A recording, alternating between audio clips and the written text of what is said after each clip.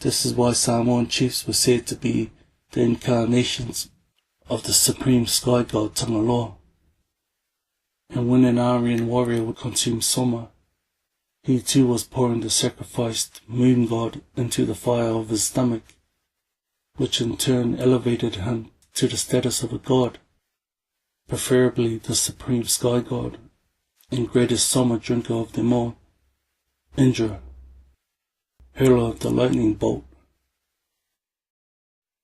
So the soma of the Indo-Aryans, the dancing Hindu god Shiva, and the symbols of the trident, the moon, and the Naga serpent are all connected in theme and in turn are related to the system of the Ava of the Samoan chiefs. The Siva dancing taupo maiden and her trident headdress. The myth of Sina, whose name comes from the Samoan word Masina, meaning moon, and her lover eel. But like I said before, the other symbol of Shiva's is the bull. To understand the meaning of this symbol and to continue our search for the ultimate root of the word Samoa, we must go further west from India, from whence the Indo-Aryan people first came. In the country known today as Iran, lived the Indo-Iranian people. Iran is another form of the word Aryan, and it is from here that the Aryans of India came. The Indo-Iranians, like the Indo-Aryans, also have records telling of the sacred drink soma, only they called it haoma.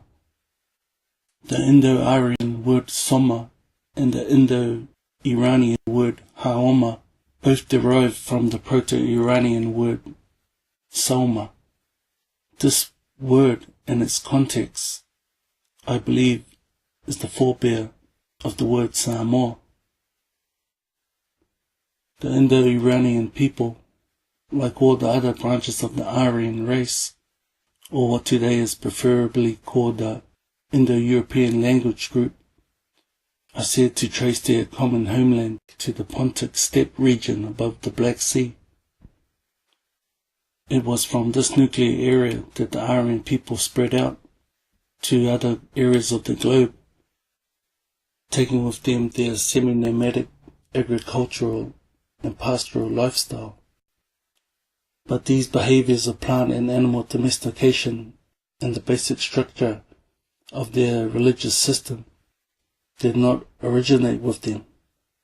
To find out where their civilized traits came from, and to continue our search for the root of the word Samoa, we need to travel southward from the Black Sea to the Middle Eastern region once called Mesopotamia, but now called Syria and Iraq.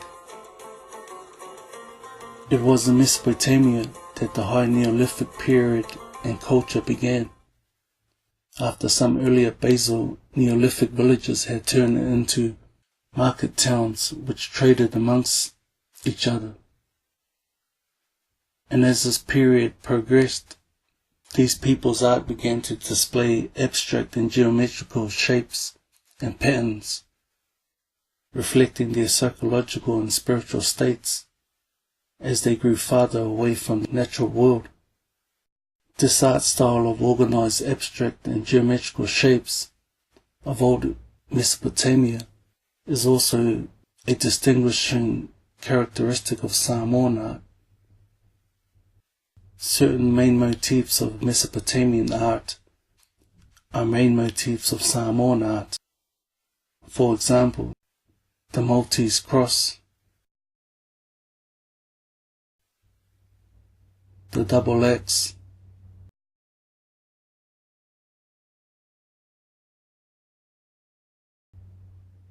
and the swastika.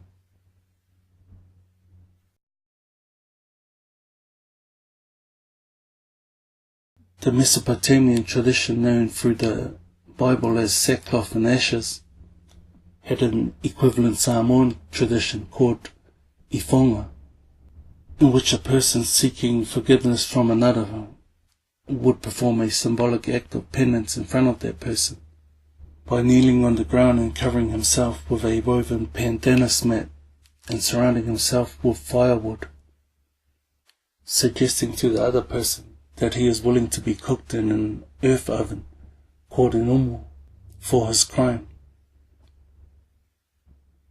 But what really links Mesopotamia with the Samoan culture and the word Samoa is what happened in the southern end of Mesopotamia, circa 3500 BC, in a place called Sumer. It was in this place and time that the first high civilization in the world suddenly appeared, in the form of a cluster of small and independent hieratic or religious city-states. The first cities in history. The central myth of the Sumerians was the myth of the ever-dying and resurrected son of the abyss, the Muzi, who was the brother or son, but also consort of the goddess Inanna. This early Sumerian seal is said to depict the god Muzi sitting to the right of his goddess and wearing a horned crown. Notice the two snakes on the sides of the seal and the tree of life in the middle, suggesting the Neolithic lunar myth of the killed eel or snake who was reborn as a tree I spoke of earlier.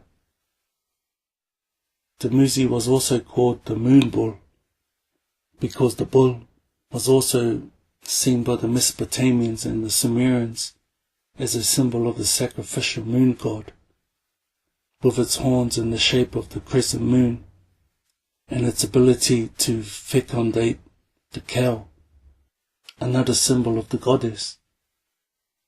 Hence, the horned crown worn by the god Muzi in the seal. With the discovery of a mathematical celestial calendar by the Sumerians, this Neolithic myth of cyclical birth, death, and rebirth was synchronized with the rotating spheres of the sky.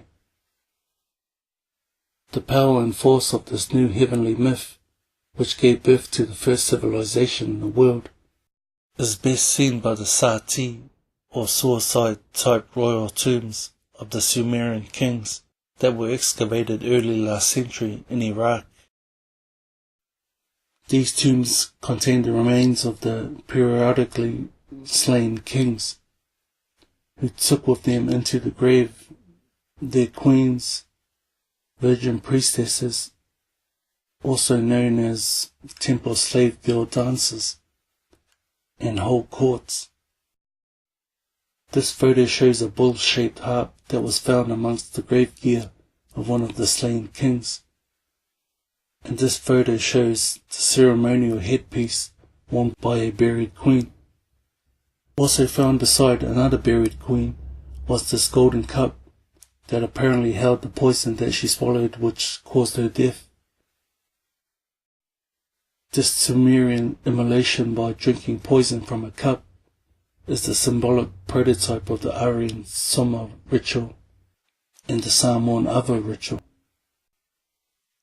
By performing these rituals, the Sumerian people were acting out their myth of the sacrificed moon god Muzi and his spouse and mother goddess Inanna, in that the king played the ever-dying and living moon god. His queen played the goddess Inanna in the form of the sun, and the virgin priestess played the goddess Inanna in the form of the planet Venus, who in her evening star aspect accompanies the Muzi into the underworld of death, and in her morning star aspect heralds his resurrection. But during the Sumerian king's lifetime, this sacrificial ritual was instead acted out through a sexual union between the king and the priestess, which was officiated over by a temple priest. This seal depicts the ritual with the king lying on his back, while a naked priestess squats on top of him, and a temple priest standing to their right officiates over them with a staff in his hand.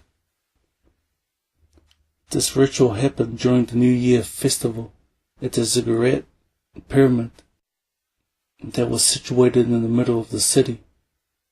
And after this marriage between the god and the goddess, in the form of the king and the priestess, the whole city will join in a celebratory feast.